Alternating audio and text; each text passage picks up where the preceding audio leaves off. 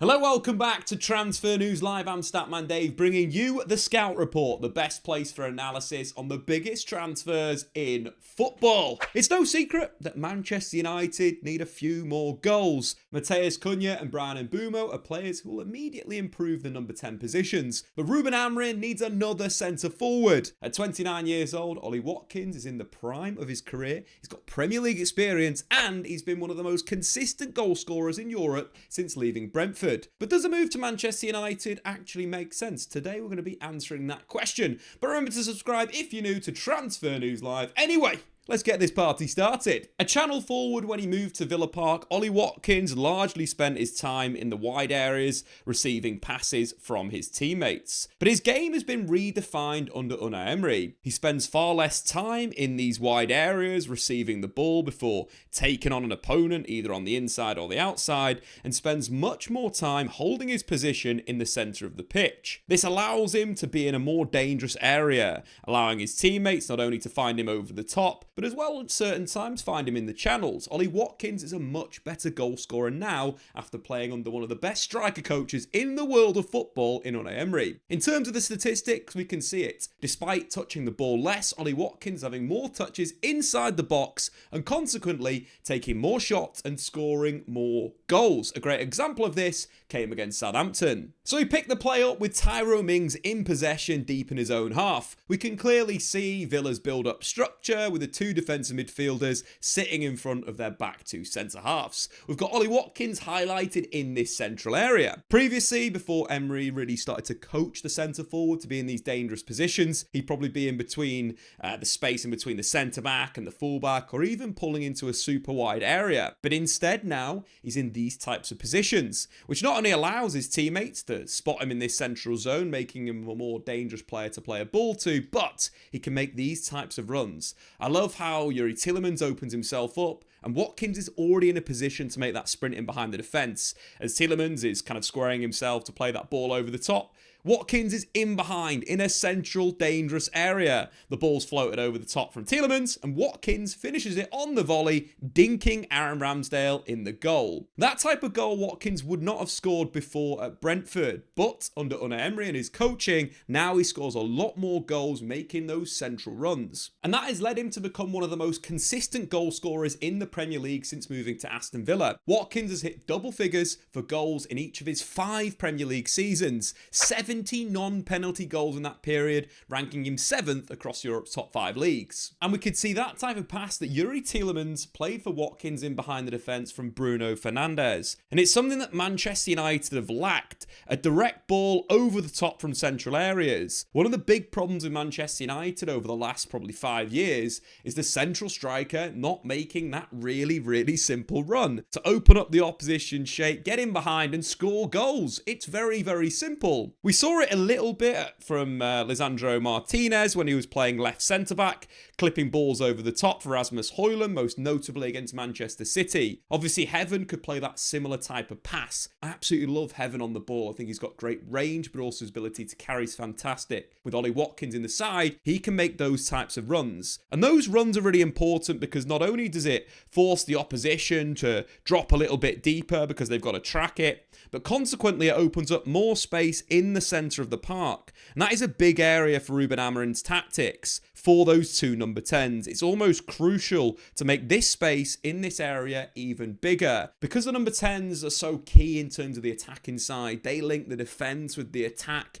and they need to be able to have enough time and space. We're talking the likes of Bryan and Mboomo and Mathues Cunha. They're more dangerous when there's balls into their feet, and then they can get going. Before Manchester United not making those runs from that central striker, we'd see that space really congested. But given that Ollie Watkins loves making that type of run now, either in between the centre-backs or either side of those centre-backs, very much acting in the width of the penalty area, it will mean that Man United's forwards go from that type of space to an absolutely massive area in between the lines. This not only means Manchester United can get on the ball in these areas. If Watkins pushes them back with a run, then Cunha's free in those areas. But also, if let's say if Heaven does play the long ball up, it's won by the defender, Now Manchester United have two players that can pounce on the ball. Two players that work exceedingly hard off the ball. Especially Bryan and Mboomo very intense in his pressing, which could lead to situations where Mboomo now, with his the rest of his front three, plus the two wing-backs, have basically overloaded the opposition's defence.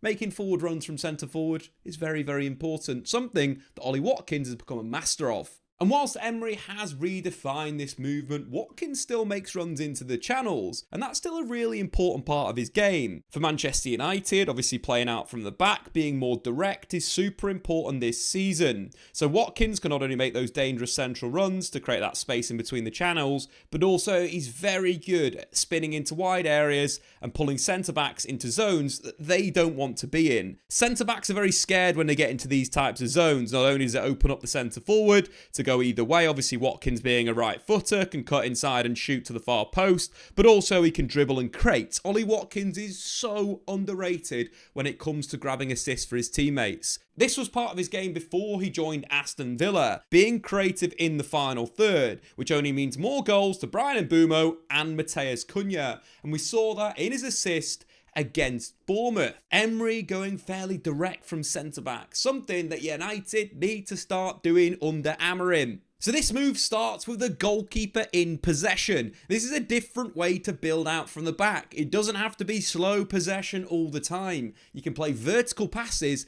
to open up some of the best pressing teams in the league, and we see Villa do this against Bournemouth. It starts off with a really simple bounce pass, drawing the press in, but getting the centre-back into a wide area. This is a natural position that you'd expect Heaven or Mathues or even Lenny Yoro to pick up in a back three. But this is away from the pressure. It allows Pau Torres to get his head up and find a pass into Ollie Watkins' feet. Not only is Watkins good at running the channels, he's a fantastic finisher, but he's in his prime right now. So he's also a player that's very capable at holding the ball up against one of the Premier League's most aggressive defences. He uses his body well to shield the ball. You can see that pressure in there. Probably a little bit of a foul, but Watkins does enough about him to hold that off and drops the ball back off to Pau Torres, but instantly spins in behind, attacking the wide area that's been vacated by Bournemouth's defence. The pass from Pau Torres is simply sublime. One of the best passing centre-backs in the league. Finds Morgan Rogers in a lovely bit of space in between the lines, and now you've got a real problem. An attacking midfielder in a central area with Watkins spinning in behind the defence. The ball's great, Watkins' pace is good, he chops inside, which completely destroys the defender, spots the runner inside, simple ball, and again, the finish is easy. All from Ollie Watkins' movement. And if we take a look at what Manchester United could do in this situation, again, as we mentioned, kind of the build-up structure, it does go from the two centre-backs being super wide. The centre-back moves high, one of the DMs drops, and one of them stays in kind of a hybrid position where they can drop in, or alternatively they can stay and hold the attacking depth for the team with kind of the two wide forwards inside. This is a good build-up structure. I would like this to change a little bit in my opinion. I'd prefer it to be Amad Diallo higher up the pitch. You know, think Jeremy Frimpong at Bayer Leverkusen with Lenny Yoro in a right centre-back position and then Maguire that side. But at the moment, we've got the centre-back in the middle. So let's go with that. With Watkins moving to that wide area and trying to overload the opposition, not only is he going to take the attention of one of the players, but potentially two players. We see the possession players we saw with Aston Villa, the ball getting worked out to the left-sided centre-back, into his feet, and then that centre-back receiving again. This consequently causes so many problems for the opposition, because we know that Watkins is really good at finding that type of pass to link the play, but also then it's the move in behind the defence, into the channel, attacking the space. This is what you get from a forward that is in his prime. Knows when to drop off, when to hold up the ball, when to ship it off, and when to spin in behind the defence. So this is something that Man United have not had since probably Zlatan Ibrahimovic. And that was a long time ago. A proper centre forward. Not Cristiano Ronaldo, that's a wide forward that's eventually moved into the central area that was bought, that never should have been bought. But anyway, let's move on from that. We're talking Ollie Watkins and his striker movement. But what that will mean consequently, that there's now space for Mathues Cunha to drop in and receive the ball, or alternatively hold his position and receive in between the lines, which we saw with Morgan Rogers. You got a one touch, you got a turn, and then you can play Ollie Watkins in behind the defence, which creates that type of situation where the defender's really backpedaling to get on the ball, and Watkins can go either side to create a goal scoring opportunity. We saw him cut back against Bournemouth and beat the defender on the inside, but equally he could just continue down the line, and then we could see some attacking movement from not only Mboomo and Cunha, but also Bruno Fernandes getting into the box. A key part of Bruno's game, if he plays central midfield, is still attacking the penalty area and scoring goals. Something that Ollie Watkins would give Man United in abundance is quality in the final third to score goals and to get assists. And it's not just through balls that Ollie Watkins creates with. The England international is very, very aware when in the final third, either using little touches to link in teammates or cushioning passes to allow his teammates to be in the final third. He's generally a very heads-up footballer, something that comes with maturity and age. Alternatively, if he's in those wide areas, obviously we saw him cut inside before, but he's also very good at simply receiving in those areas and running on the outside and getting balls into the box, something almost traditional in terms of wing play. Ollie Watkins, due to his pace and ability to beat a man on the outside, is generally very, very good in these types of situations. And it's an area of his game that has really, really evolved over the last kind of few seasons. He's become an assister that's got real quality in the final third. He registered a really good assist against Liverpool at the end of the 23-24 season by doing exactly this, skinning Jarell Quansah on the outside before getting his head up and picking out a teammate, Youri Tielemans, to finish. This is another key aspect that's been missing from Manchester United's first team: good decision makers. It's this kind of decision making that's seen Watkins register the second most assists in the Premier League since the start of last season. Ollie Watkins is also a good aerial goal scorer. He's not a target man, but Watkins is still an aerial upgrade on Joshua Zirkzee and Rasmus Højlund with a 42% aerial dual win rate.